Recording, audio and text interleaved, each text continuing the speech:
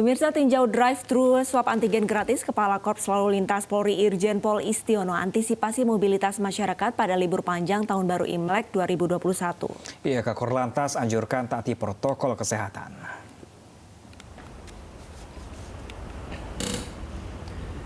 Petugas menggelar drive-thru swab antigen gratis di rest area kilometer 19. Ditargetkan 100 hingga 200 orang lakukan swab antigen guna menekan persebaran virus COVID-19. Swab gratis melibatkan 25 anggota kepolisian dan 4 orang dokter. Ya targetnya ya, target di titik-titik pemeriksaan drive-thru gratis ini 100 sampai 200 orang. Ya, kita lakukan ya. Jadi dilaksanakan hari ini sampai hari Minggu, gratis ini ya. Ini hari ini sebagai puncak mudik daripada arus libur panjang dan Imlek. Kemudian hari Minggu kita perkirakan arus baliknya. Seorang dokter di Kabupaten Pasangkayu, Sulawesi Barat histeris saat hendak disuntik vaksin COVID-19. Bahkan saat jarum suntik menempel di lengan kirinya, sang dokter berteriak sambil memeluk dokter lainnya.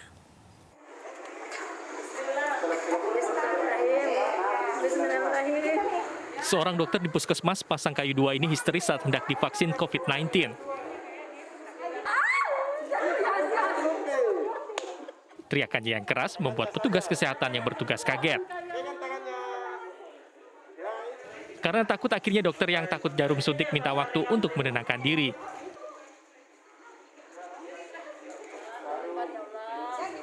Akhirnya setelah beberapa kali percobaan, vaksin berhasil disuntikan ke lengan dokter yang juga kepala puskesmas ini.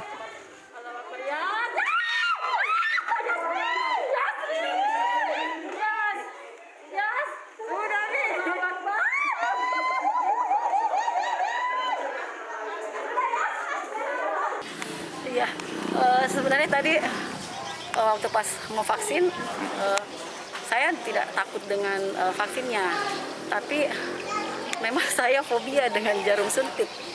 Ya. Tapi setelah berusaha untuk tenang, karena mengingat keluarga atau orang-orang kita sayang dan orang yang di sekeliling kita, makanya saya harus kuat untuk bisa divaksin. Dari 38 nakes di UPTD Puskesmas Pasangkayu 2, 2 tenaga kesehatan dinyatakan tidak dapat divaksin. 1 diantaranya ditunda karena kondisi kesehatannya terganggu akibat radang tenggorokan. Sementara 1 nakes lainnya tidak dapat disuntik vaksin COVID-19 karena hipertensi. Dari Pasangkayu, Sulawesi Barat, Yunus Suparlin, iNews melaporkan. Sementara itu, pemirsa, tenaga kesehatan di Rumah Sakit Darurat Wisma Atlet jalani vaksinasi. Di antara tenaga kesehatan yang mendapat vaksinasi terdapat dokter yang juga selebritas Lula Kamal. Secara bertahap, seluruh tenaga kesehatan di RSD Wisma Atlet Kemayoran mendapat vaksin karena bertugas di garis depan penanganan COVID-19. Sudah 87% dari 2.653 tenaga kesehatan di RSD Wisma Atlet Kemayoran yang divaksinasi secara bertahap sejak Januari lalu. Ditargetkan bulan ini seluruh tenaga kesehatan mendapat vaksin tahap pertama dan kedua. Dokter yang juga selebritas Lula Kamal juga mendapat vaksin Sinovac.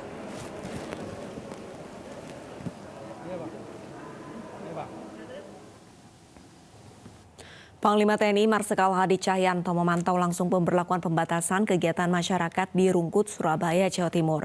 Program Kampung Tangguh Jogodeso dianggap mampu menerapkan protokol kesehatan dengan baik. Panglima TNI Marsikal Hadi Cahyanto bersama Kapolda Jawa Timur dan Gubernur Jawa Timur melihat langsung penerapan pemberlakuan pembatasan kegiatan masyarakat di RW 5 Kelurahan Kedung Baruk, Surabaya. Panglima melihat program Kampung Tangguh yang sudah diterapkan sudah baik. Namun ada beberapa catatan penting, diantaranya pengawasan oleh pihak pengamanan, yaitu mengontrol masyarakat yang akan masuk ke kampung atau ke sebuah wilayah, terutama daerah yang masuk dalam zona merah COVID-19. Ini yang masuk zona merah ada 210 RT, ya, 210 RT. Dan saya tadi sudah perintahkan kepada Pangdam, termasuk koordinasi dengan Bapak Kapolda, untuk terus membombardir 210 RT tersebut. Kita keroyok. Dengan apa? Dengan tadi adalah melakukan pelacakan, melakukan isolasi, kemudian terus kita perketat adalah melaksanakan pembatasan sosial. Dan tentunya dari pemerintah daerah akan mengeluarkan peraturan untuk hal tersebut. Awal Februari 2021, kasus COVID-19 di Kelurahan Kebonjeruk, Jakarta Barat kembali melonjak. Ya, pemirsa, langkah pencegahan dan antisipasi penularan terus dilakukan, khususnya di sekitar MNC Studios. Bekerjasama dengan PMI DKI Jakarta, MNC Peduli melakukan penyemprotan disinfektan dan membagikan masker kepada warga.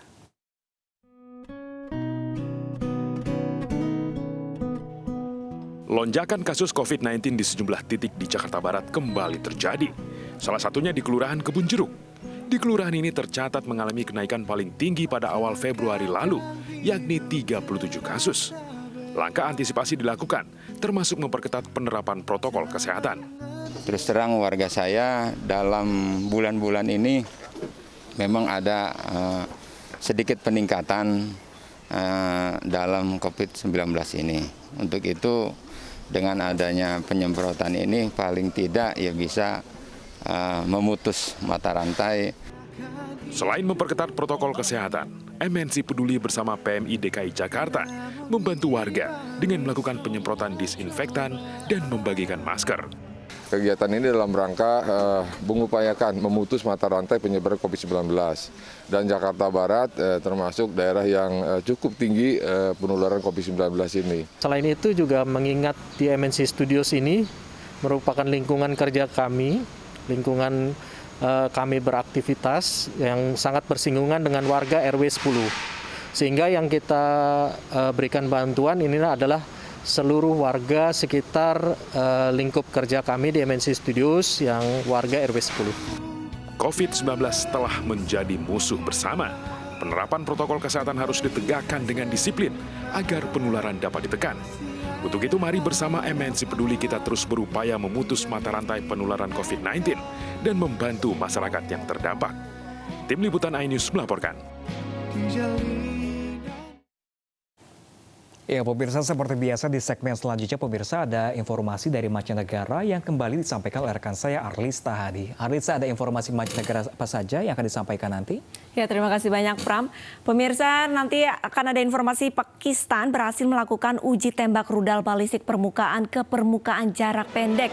Informasi selengkapnya akan kami hadirkan usai jeda.